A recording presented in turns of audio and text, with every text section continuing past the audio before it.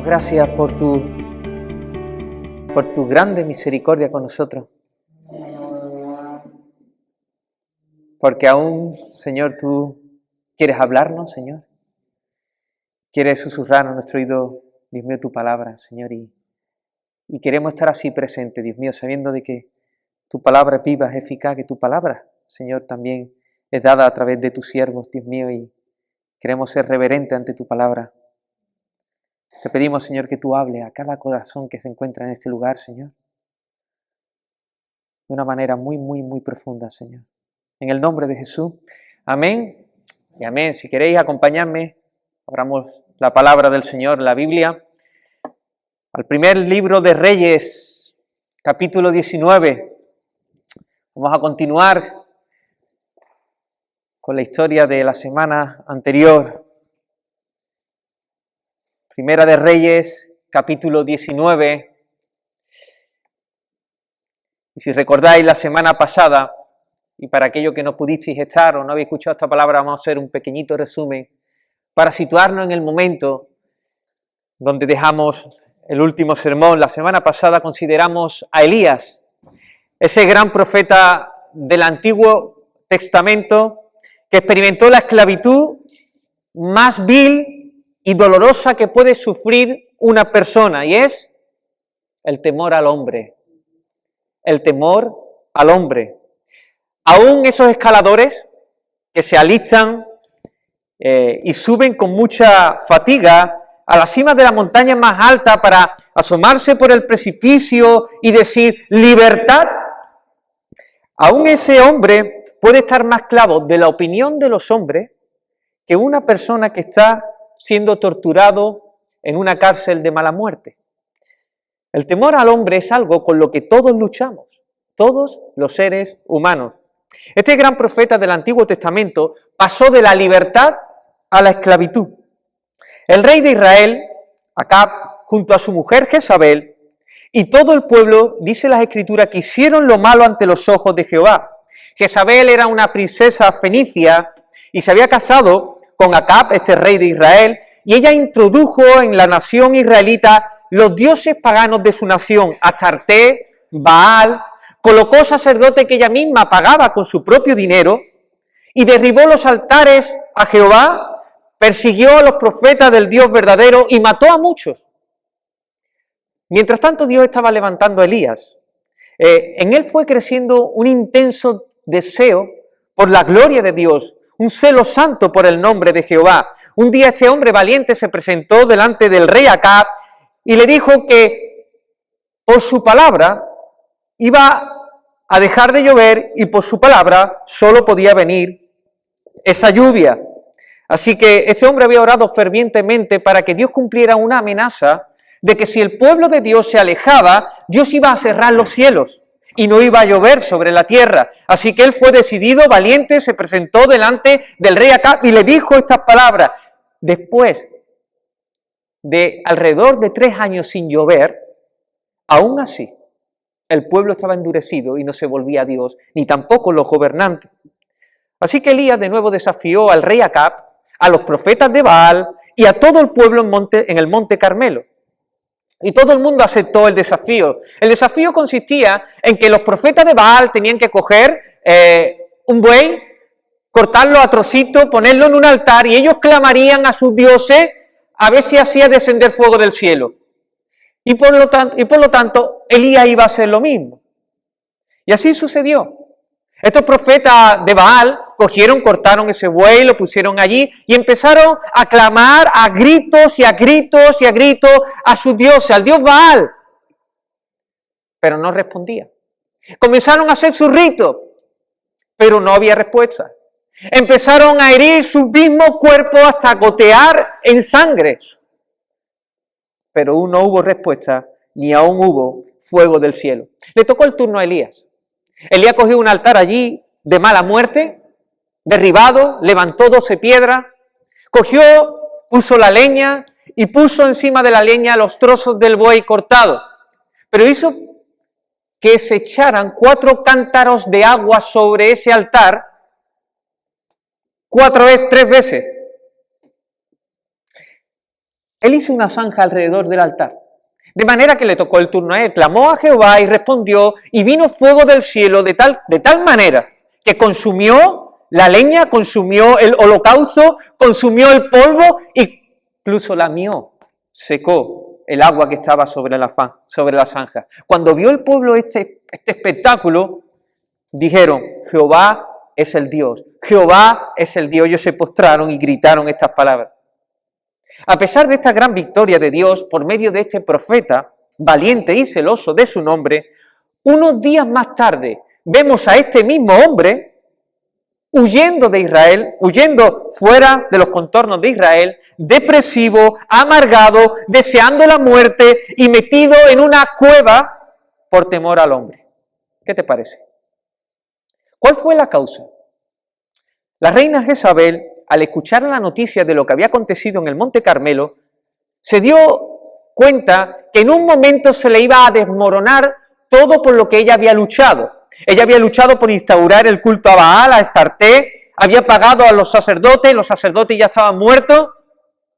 Se estaba dando cuenta el pueblo de que los dioses de ella eran falsos, que no escuchaban, que no oían, que no hacían nada. Entonces ella se vio amenazada y amenazó. Entonces le mandó un mensajero a Elías y le dijo, mira, mañana a estas horas, así me hagan los dioses, que tú estarás muerto como uno de esos profetas. ¿Cómo se originó el temor en el corazón de Elías? A pesar del gran celo de Elías por el nombre de Dios, algo se tuerce en su corazón. Él esperaba otra reacción. Después de esta evidente victoria de Jehová en el Monte Carmelo, ni los gobernantes se arrepintieron, no se arrepintió finalmente el pueblo, ni el resto de unos profetas de Jehová que estaban escondidos salieron. Seguían escondidos. Elías se frustró.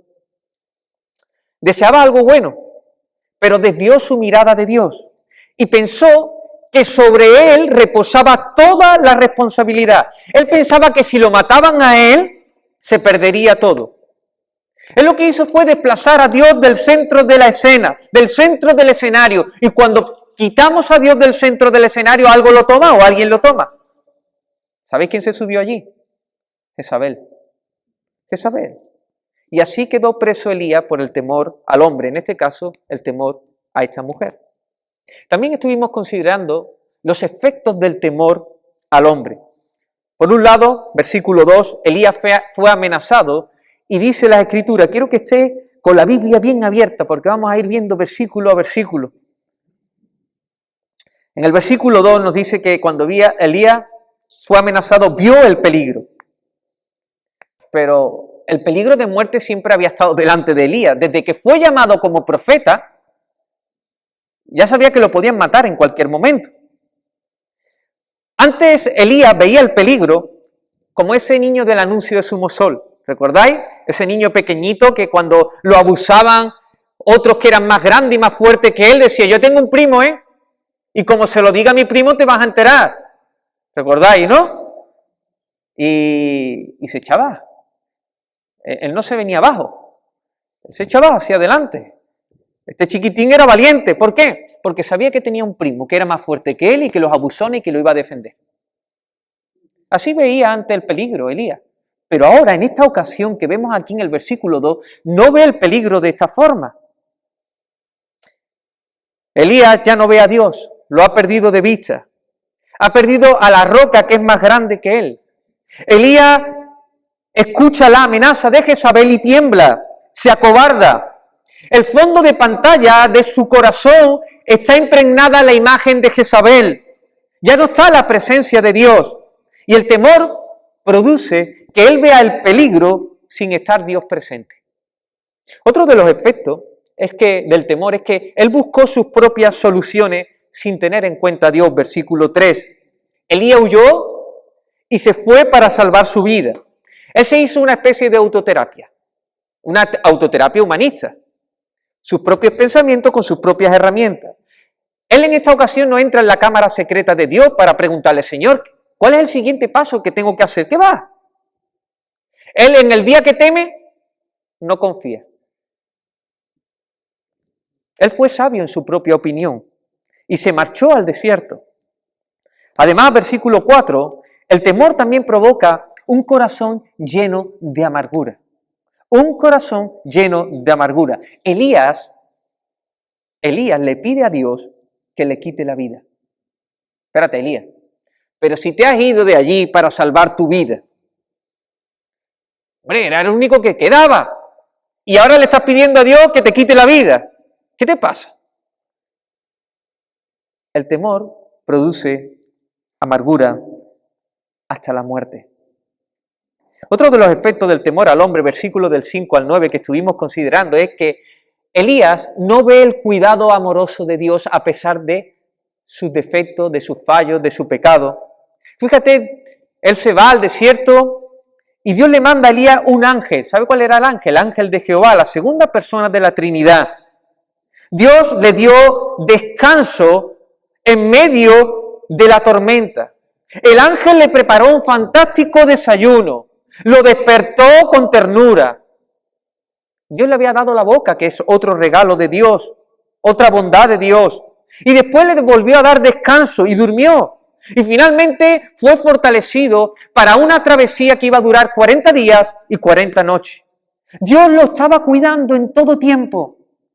Pero el temor lo tenía cegado y él no veía el cuidado de Dios. Aún así, versículo 9, cuando este hombre llega al monte de Horeb, se mete en una cueva. Se mete en una cueva. El temor al hombre somete y lo domina por completo. Elías estaba en el monte de Dios, pero sin percibir a Dios. Él se ha buscado su propio refugio. Está evadiendo la situación. En un momento crucial para la nación de Israel, este profeta ha huido de Israel. Está lleno de temor, fuera de la voluntad de Dios. Está amargado. Está ciego al no ver la bondad de Dios. Está encerrado en una cueva, pero también está encerrado en sí mismo, sintiendo lástima de él, lamiendo sus heridas, sometido, inutilizado. Esta fue la última foto con la que terminamos de Elías en el sermón de la semana pasada. Y yo te animé a considerar si había temor en tu corazón, temor al hombre. Pero como ya dije, hay esperanza. Amén. Puede ser que estemos llenos de temor, de lo que piense uno, de lo que piense otro. Me he visto como no me gustaría vestir porque si no me van a rechazar. Me comporto de una manera que no me tengo que comportar porque si no, ¿qué van a pensar de mí? No digo y no hablo de ciertas cosas porque si no, la gente me van a rechazar. El temor al hombre está por todos lados. Pero hay esperanza. El mundo solo nos puede brindar formas de cómo sobrellevar el temor. Pero Dios es el único que nos puede quitar el temor al hombre. Amén. Y esto es lo que vamos a considerar en esta semana. ¿Cómo ser libre del temor al hombre? Vamos a ver cómo Dios trata a Elías, cómo lo libra del temor al hombre y cómo Dios trata su frustración. ¿Venís conmigo? Muy bien. Vamos a ver la libertad del temor al hombre. Elías, ¿dónde estaba? ¿Dónde estaba? En una cueva por temor al hombre. ¿Cómo puede ser libre? ¿Qué puede hacer él? Lo primero que quiero destacar es que la libertad del temor al hombre solo puede venir por iniciativa de Dios. Solo puede venir por iniciativa de Dios. Y así comenzó, versículo 10. Estaba metido en la cueva y ¿qué pasó?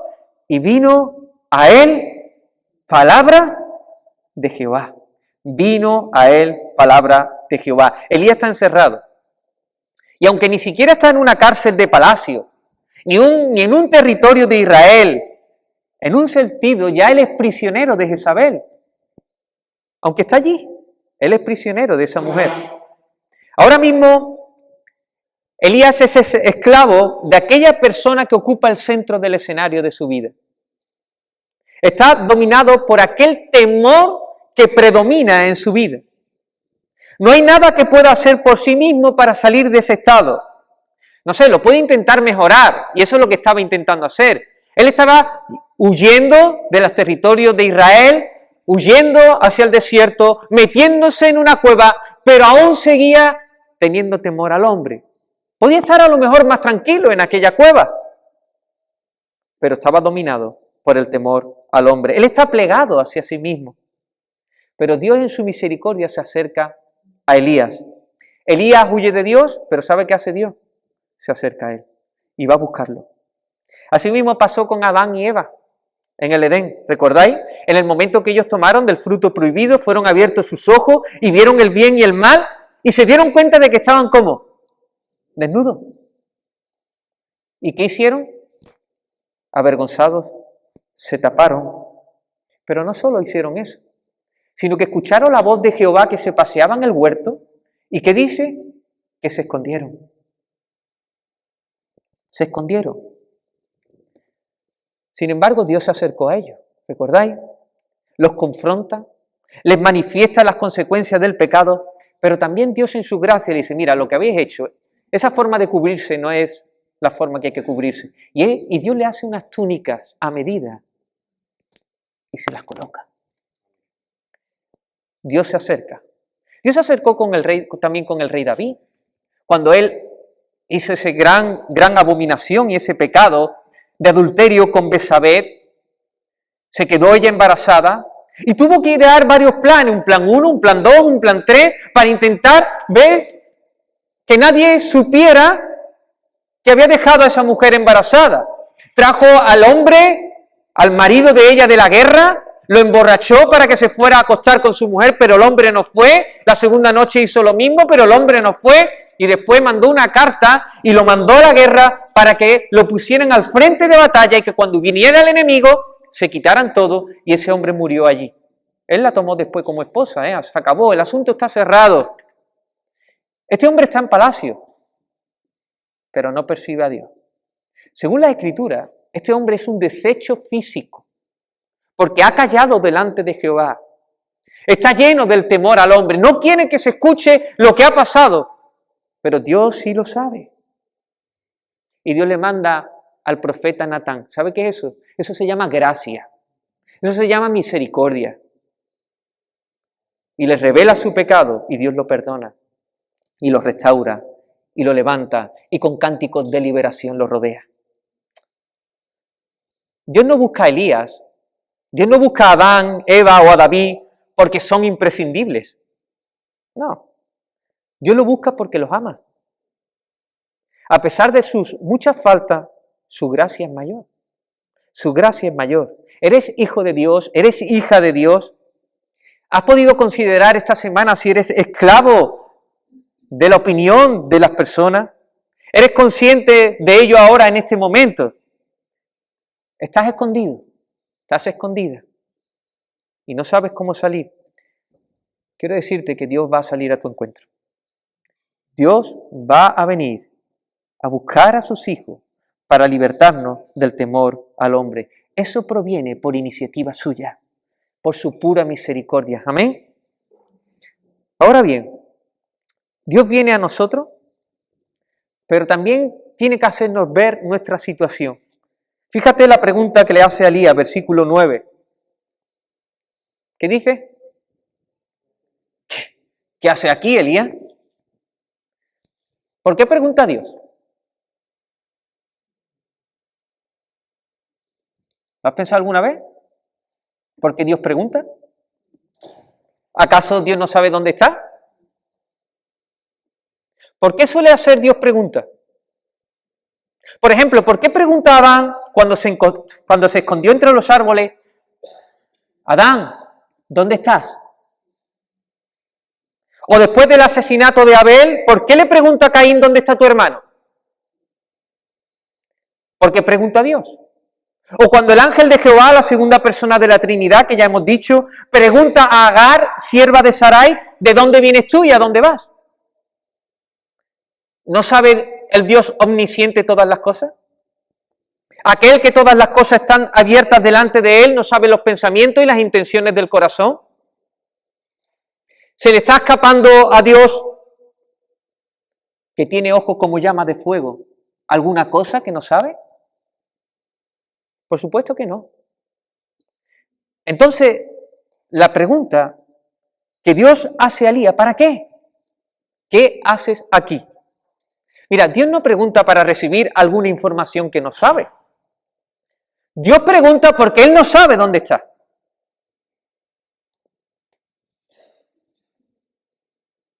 Sí, estoy metido en una cueva, pero no sabe las razones por las cuales está allí. Elías, ¿qué haces aquí? Dios ha iniciado su rescate. El profeta aún no es consciente del todo de su estado de temor al hombre. Elías, ¿te has dado cuenta dónde estás? ¿Quién te ha aconsejado para que vinieras aquí? ¿Qué pasa conmigo, Elías? ¿Qué pasa con mi voluntad? ¿Qué o quién te ha movido para estar en este punto? En una cueva fuera del reino. Y Elías contesta, versículo 10, dice: he sentido un vivo celo por Jehová, Dios de los ejércitos, porque los hijos de Israel han dejado tu pacto, han derribado tus altares y han matado a espada a tus profetas, y solo yo he quedado y me buscan para quitarme la vida. Él dice que esta es la razón por la cual se ha ido a la cueva. Es por ti, Señor.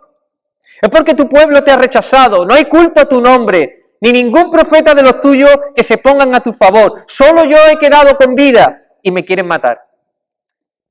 Mira, Elías no se entera. Esta no es la razón real. Hay algo más profundo. No se da cuenta de ello. Por eso Dios tiene que tratar a este hombre y seguir tratando. Versículo 11. ¿Qué le dice?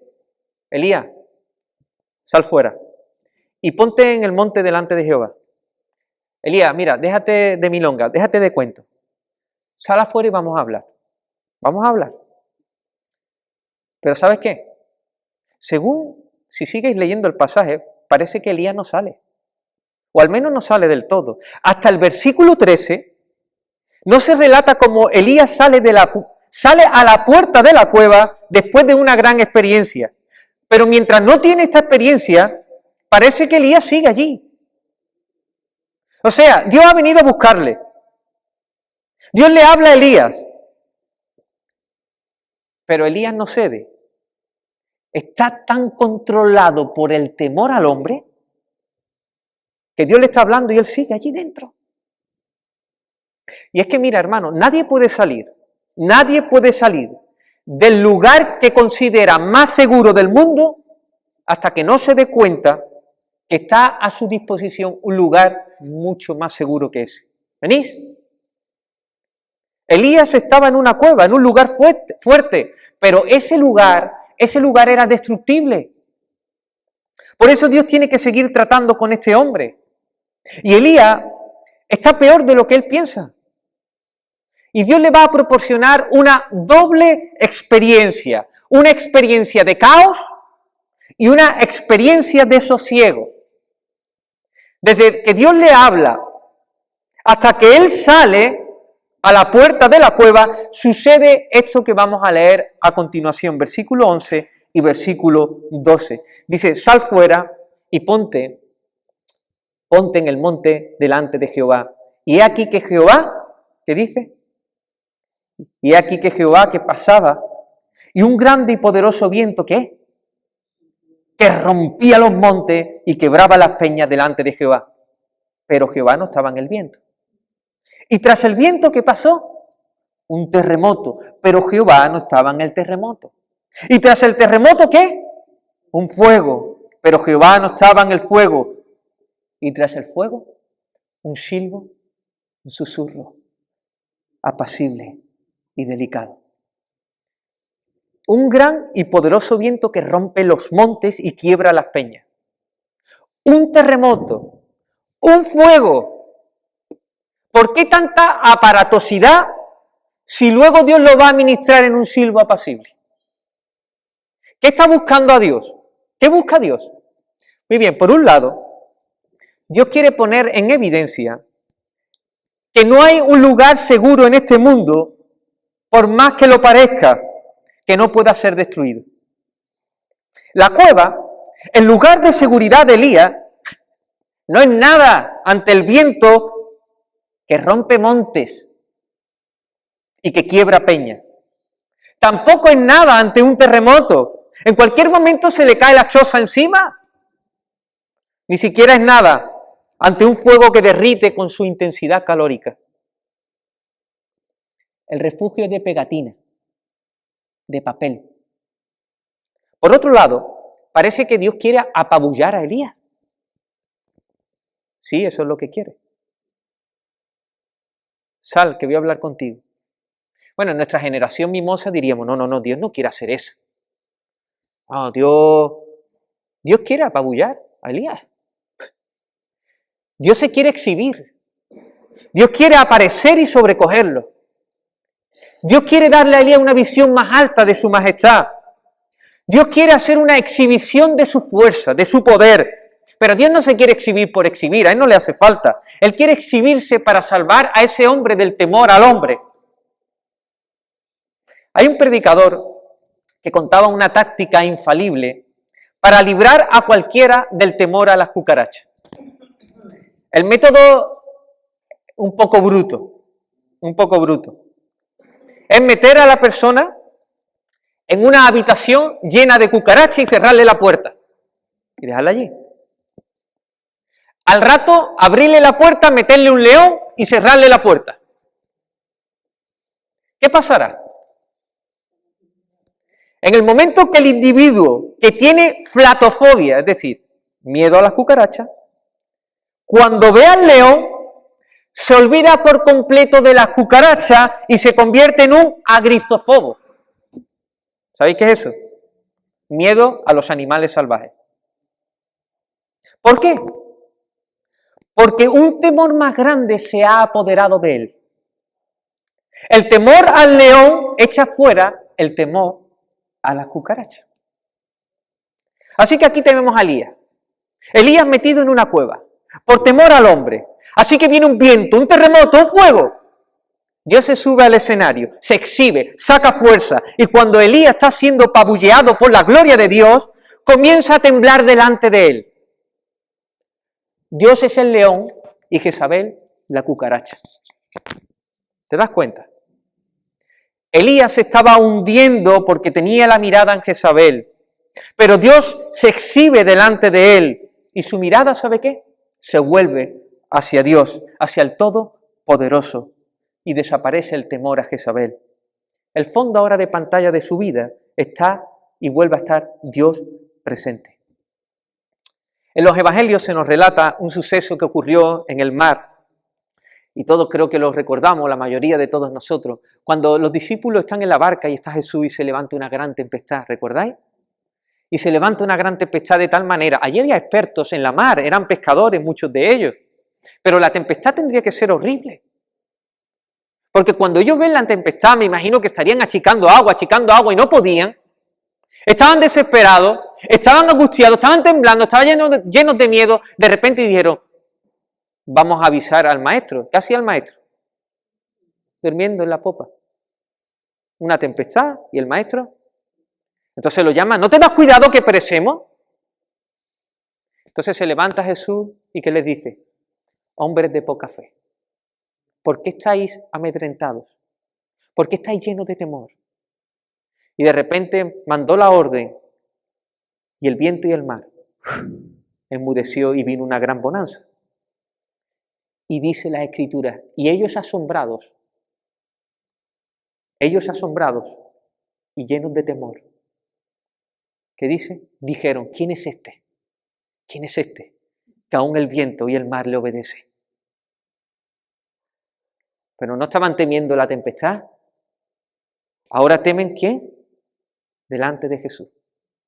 Porque hay un temor más grande que se ha apoderado de ellos. Es la única forma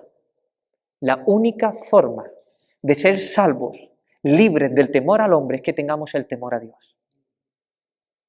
No hay otra. El temor a Dios. Mis hermanos, el que tiembla delante de Dios no tiembla delante de nada ni de nadie. El Señor también le dijo a sus discípulos, no temáis a los que matan el cuerpo, porque ya no pueden hacer nada más. ¿Cómo puede dejar una persona de tener miedo a los que pueden matarle? Temiendo más bien a aquel que puede echar el cuerpo y el alma en el infierno. Dios puede descenderte a las cloacas más profundas e imantar en ti las bacterias más destructoras del mundo. Dios puede hacerte pasar por las aguas con tu barquita de papel y toparte con una tempestad divina. Dios puede hacerlo. Dios puede hacerte pasar por el fuego con tu armadura de aluminio y echarte sobre ti un volcán de llama ardiente entero. Dios puede pasarte por las alturas y cuando llegues allí soltarte para que te des cuenta de que tus paracaídas son globitos. Al no salir Elías por las buenas, ¿sabe qué hizo Dios, no? Tratarlo por la buena mano suya.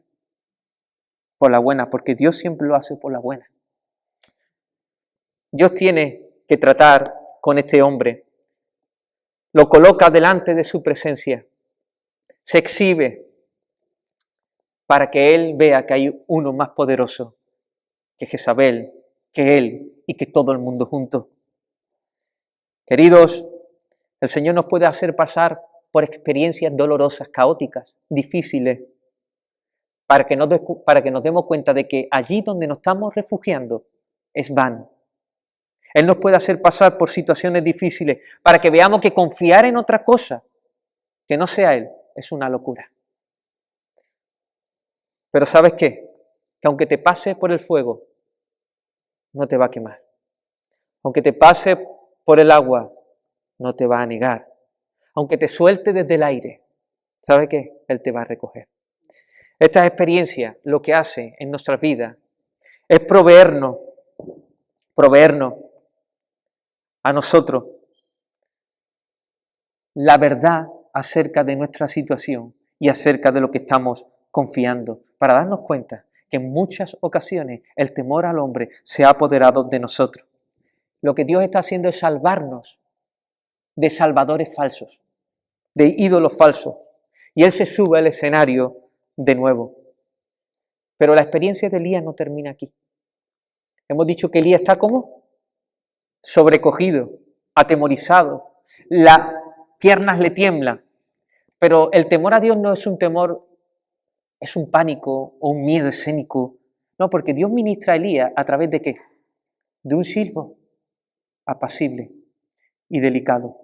O sea, Dios exhibe su fuerza, Él exhibe sus bíceps a través de estos acontecimientos sobrenaturales, pero después le habla a Elías con un susurro bajo, con ternura, suave.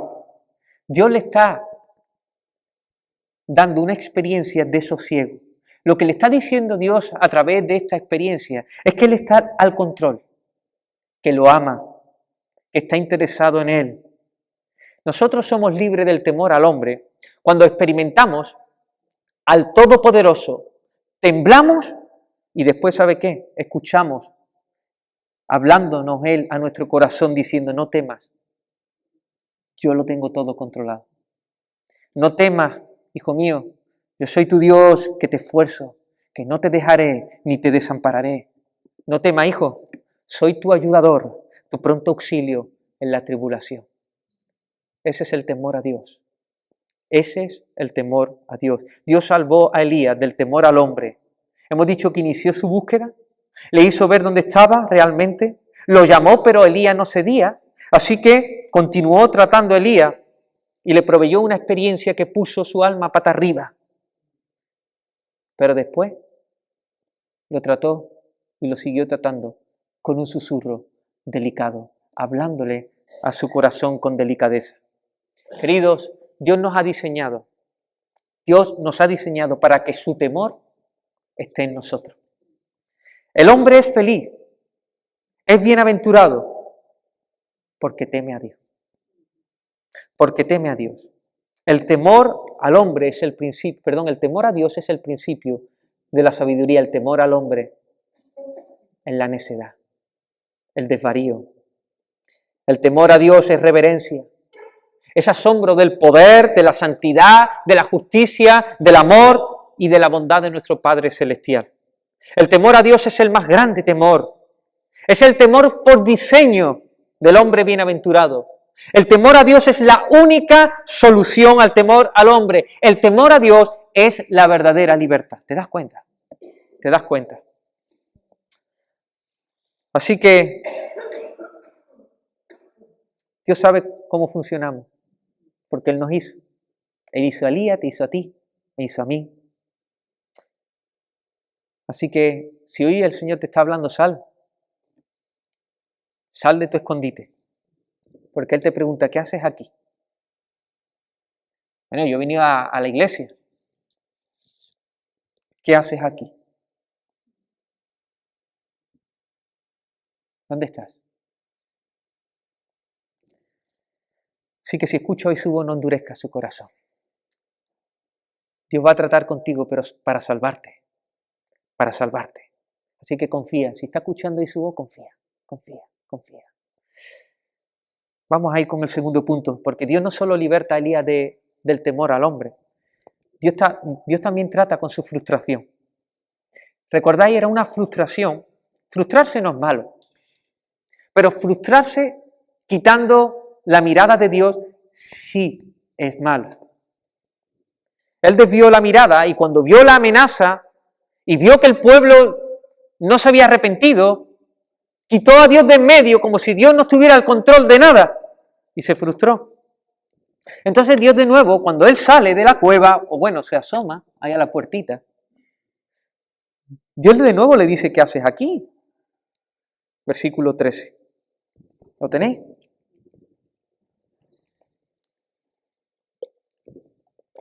¿Qué haces aquí? Y él respondió otra vez lo mismo. ¿Qué dijo?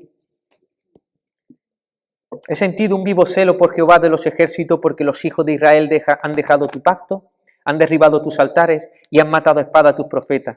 Y solo yo he quedado y me buscan para quitarme la vida. De nuevo Dios le pregunta y de nuevo Elías le contesta. Aunque creo que el ambiente de su corazón sería muy distinto porque el temor al hombre ya había desaparecido, pero seguía frustrado. Lo que le está diciendo, Señor, estoy frustrado. Yo esperaba, después de exponer delante de Israel que tú eres el único Dios verdadero, que hubiera un mover especial, un arrepentimiento, una reforma, un avivamiento.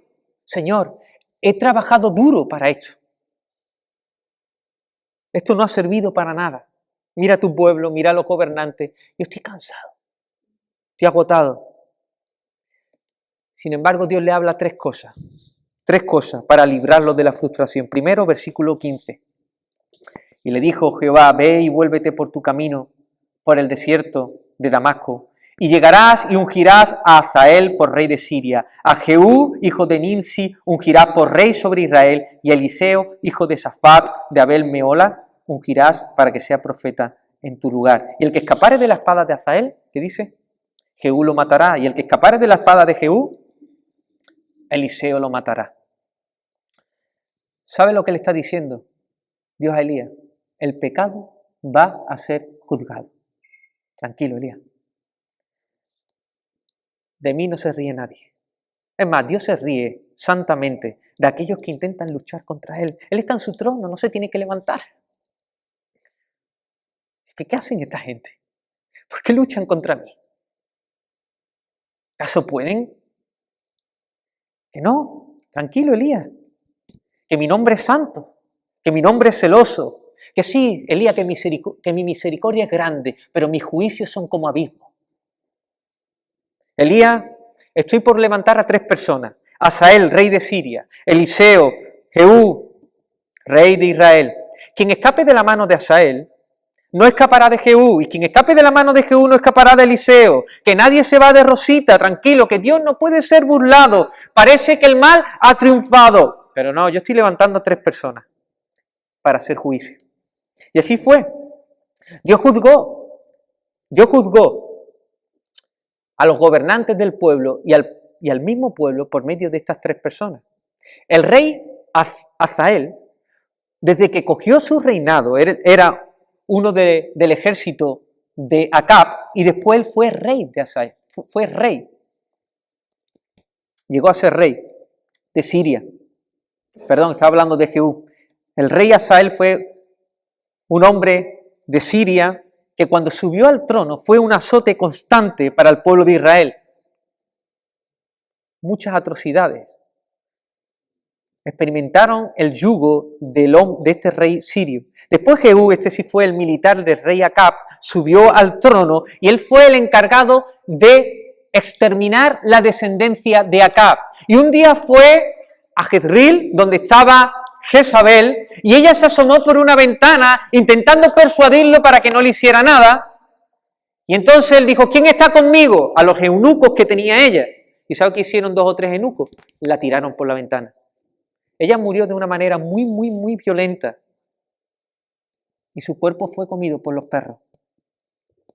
Y después tenemos al profeta Eliseo, el sucesor de Elías, que estuvo 60 años en su ministerio en estas tierras. Dios juzgó el pecado. Dios juzgó el pecado. Pero fíjate cómo Dios continúa tratando la frustración del profeta. Elías, voy a levantar a 3 personas. Estas personas serán las más importantes de la generación venidera. Adivina a quién voy a usar. Versículo 15. Ve y vuélvete por tu camino, por el desierto de Damasco. Y ungirás, y ungirás, y ungirás. Elías, mira, hace unos días me pedía que te matara, que te quitara la vida, pero ahora tú vas a ungir a estos 3 hombres para hacer juicio. Mira, a pesar de las caídas de Elías, a pesar de sus fallas, a pesar de sus pecados, Dios no lo desecha. Dios cuenta con él, lo busca, lo restaura y lo envía. ¿Te das cuenta? Y por último, él sigue tratando la frustración de Elías, versículo 18. Y yo haré que queden en Israel, ¿cuántos? 7.000 cuyas rodillas no se doblaron ante Baal y cuyas bocas no le besaron. Elías, tú dices que has quedado solo. Escucha bien. Pon atención. Yo haré que 7.000 no doblen sus rodillas ante los Baales. ¿Te das cuenta, Elías? Mi plan no peligra. Mi plan siempre triunfa, Elías. Yo soy Jehová y yo me he guardado un remanente, 7.000. ¿Te parece poco, verdad? Es poco, ¿no? Sí, pero para mí son valiosos. Valiosísimos.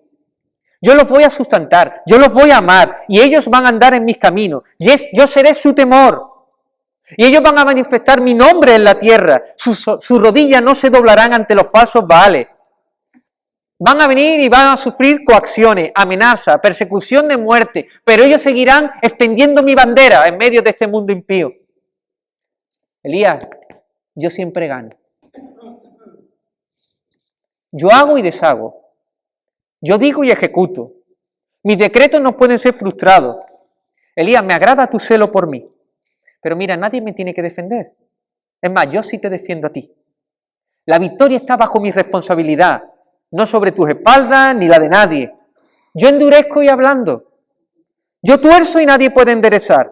Yo enderezco y nadie puede torcer. Yo soy el principio y el fin, el soberano. Elías, yo soy el victorioso. ¿Y sabes qué? Seré exaltado entre las naciones.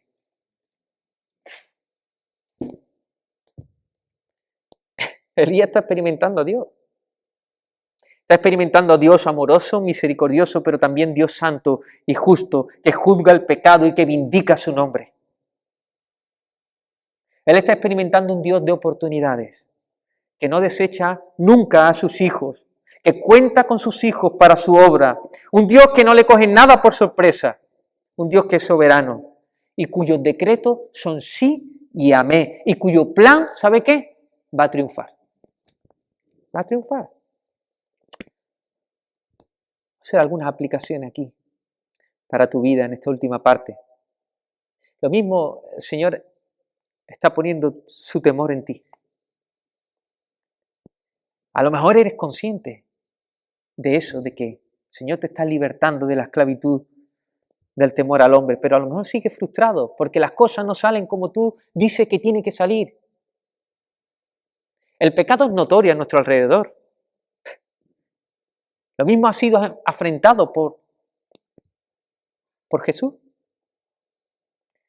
La gente no se toma en serio la ley de Dios, no hay temor en ello. Blasfeman el nombre. Los poderosos de este mundo promocionan sus pensamientos anticristianos. Promueven el vicio, la muerte de inocentes, la muerte de los más vulnerables. Frústrate, sí, sí. Llora por ello. Pero mira, que esa frustración no provenga de quitar a Dios de en medio. A mí me suele pasar. Yo veo las noticias.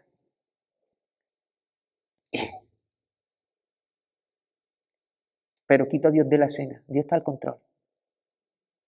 Dios lo tiene todo controlado. Y Dios va a juzgar el pecado. Dios lo va a hacer en la hora que Él crea conveniente.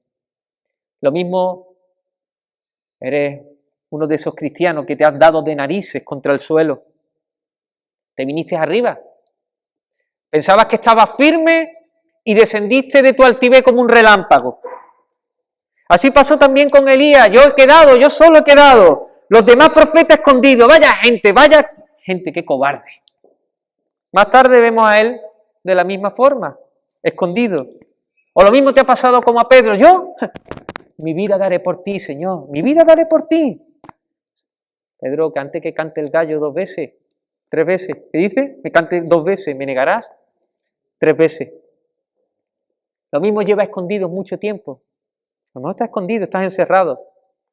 Y a lo mejor te dices, tú, yo ya no tengo solución. Yo no sirvo, yo no soy útil en la obra de Dios. En un tiempo sí fui útil. Evangelizaba sin temor, pero ahora nada de nada. Yo quiero decirte que el Señor se acercó a Elías y lo restauró y lo envió. Que Jesús se acercó a Pedro y lo restauró y le dijo, apacienta mis ovejas, sígueme. Y que Él va a venir a por ti para restaurarte y para de nuevo encomendarte. Así que Él cuenta contigo, Él no te desecha. No es lo que pienses tú acerca de ti mismo, no es lo que piensen otros acerca de ti mismo, es lo que piensa Dios acerca de ti. Y Él tiene un propósito contigo y lo va a cumplir. Lo va a cumplir. ¿Eres hijo o hija de Dios? No eres un caso aparte. Aunque tú y los demás piensen eso, Dios te ama, Dios te ama. Y sabes que en Él vamos a hacer proeza. En Él vamos a hacer proeza. Amén. Por último, recuerda que su plan va a cumplirse. Su plan va a triunfar. Él va a ganar. Él está levantando un remanente de toda la muchedumbre. Poquitos, puede ser, pero valiosos, valiosísimos para el Señor. Y no porque había algo especial en nosotros, sino por su pura misericordia. Pero ¿sabes qué? También hay más personas alrededor que son parte de ese remanente. A lo mejor no lo conoces ahora, pero están alrededor tuya. Así que fíjate, si el plan de Dios va a triunfar, ¿dónde tienes que invertir tu vida? ¿En tus planes? ¿En tus propósitos? ¿En tu reino? ¿O en el reino de Dios? En sus propósitos y en sus planes. Invierte tu vida en el plan de Dios. Yo quiero ganar, ¿y tú? ¿Quieres ganar? Pues invierte tu vida allí donde va a ser la victoria. Yo quiero estar en caballo ganador, hermano. Si tú también dedicas toda tu vida al Señor, vive para Él, sírvelo con todo tu corazón. Si el Señor te está diciendo, predica el Evangelio, predica hasta que no tenga voz, hasta que no tenga mano, hasta que tu cuerpo no pueda parar de predicar. Hay victoria segura. Al final, ¿sabe qué? Todos los hombres, todas las mujeres, acabaremos de la misma forma. Y solo lo que hayamos hecho en Cristo, eso va a quedar. Eso va a quedar, no hay otra. Así que si en este día te está siendo retado el Señor, anímate, invierte tu vida en Él y en sus cosas. Amén. Busca el reino de Dios y las demás cosas. Es cosa de Dios. Tú invierte tu vida en el Señor. Así que hemos visto en este día cómo Dios vino a salvar a Elías, lo libró y cómo Dios trató la frustración de Elías. Dios es Dios, hermano. Amén.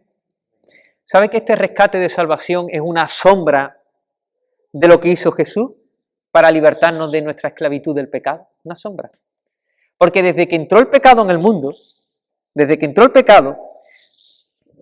no había manera de cómo solucionar el tema del pecado, intentábamos solucionarlo, sobrellevarlo, pero estábamos condenados a una vida de miserable esclavitud. Lo más que podíamos conseguir era la opinión de los hombres, la sonrisa de los hombres, los piropos de los hombres, pero no teníamos la mirada complacida de Dios, que es lo que satisface nuestro corazón, porque hemos sido diseñados así. Así que nosotros siempre estábamos luchando para alcanzar algo, una aprobación, un toque en la espaldita, un currículum mejor, para que la gente me vea. Estábamos encerrados. Y encerrados por toda la eternidad. No había bienaventuranza, solo maldición. Y lo único que te quedaba era una cueva de pegatina. Lo mismo tu cueva de pegatina era la religión. O venir aquí y decir, bueno, yo es que he venido, he cumplido. Hago unos cuantos ritos, eso es otra cueva. Que no puedes salvarte a ti mismo. Es absolutamente imposible. Estábamos condenados, pero Dios tomó la iniciativa. Y Él vino a este mundo en la persona de Jesús, el cual vivió siempre con el fondo de pantalla con la presencia de su Padre. Él nunca temió al hombre. Él llamó sepulcro blanqueado a los fariseos, denunció el pecado a las autoridades judías, no hizo caso de la advertencia amenazante de Herodes. El ser verdaderamente libre, ese es Jesús. El ser más feliz sobre la tierra que ha estado. Siempre con la sonrisa del Padre, siempre satisfecho, siempre reposado, descansado. No había temor, nunca se frustró pecaminosamente. Sin embargo, en el momento de más debilidad en la cruz, Él pierde el fondo de pantalla de la presencia divina. ¿Y por qué? Porque Él no estaba huyendo. Él estaba en la voluntad del Padre. ¿Por qué el Padre lo abandona? ¿Por qué el Padre lo deja ante sus enemigos? ¿Sabéis por qué? Porque Jesús está tomando tu pecado y mi pecado en la cruz del Calvario. Y el justo es demasiado limpio como para ver iniquidad. Y el juicio que debía caer sobre ti y sobre mí está cayendo sobre Jesús. Él es el Cordero perfecto que quita el pecado del mundo. Así que en la cruz podemos ver cómo Dios está viniendo por nosotros. Él ha venido por ti. Él ha venido por mí. En la cruz el Señor está mostrando sus bíceps, porque lo más débil de Dios es lo más fuerte que todo lo de los hombres. Es en la cruz donde Él nos susurra a nuestro oído y nos dice, no temas del juicio divino, no temas el pecado, no temas a la muerte, no temas al diablo, porque yo he vencido. Y todo el que cree en mí también vencerá. Amén. Yo no te desecho hoy, es lo que nos está diciendo Jesús. Mi plan va a triunfar. ¿Sabéis por qué sabemos eso? Porque al tercer día resucitó de entre los muertos. Y esa es la garantía de que Cristo ha vencido y nos ha dado su Espíritu Santo para que mientras Él vuelve para restaurar todas las cosas, nosotros vayamos porque hay un remanente ahí fuera para ser salvos. Amén. ¿Quieres ser libre en este día de la esclavitud del pecado? Solo tienes que creer en el Señor Jesucristo, arrepentirte de tus pecados y creer que Él es Salvador y es el Señor de tu vida. Amén. Si ya eres cristiano y estás bajo muchos sobresaltos de temores, ¿hay algo que pueda hacer yo? Puedes decir, sí, seguir creyendo. Seguir creyendo. Pero hay algo que hizo Elías, Voy terminando ya. Le hemos dado caña a Elías estos días.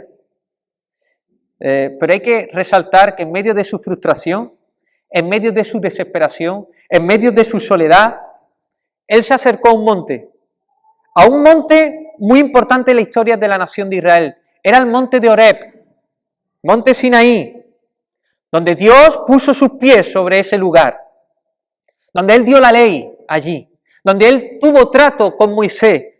A pesar de cómo estaba Elías, de su situación, Él fue al monte de Horeb. Sí, se metió en una cueva, pero se puso en un lugar estratégico para tener un encuentro con Dios. ¿Qué quiero decir?